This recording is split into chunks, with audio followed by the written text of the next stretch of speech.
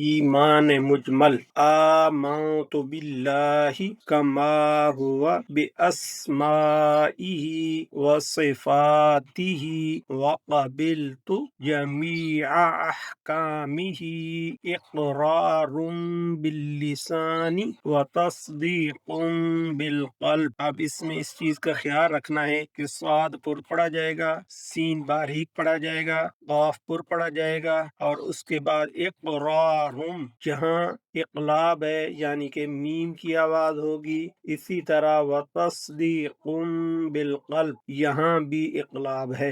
میں اللہ تعالی پر ایمان لایا جیسا کہ وہ اپنے ناموں اور صفات کے ساتھ ہے، اور میں نے اس کے تمام احکام کو قبول کیا، زبان سے اقرار کرتے ہوئے اور دل سے تصدیق کرتے ہوئے۔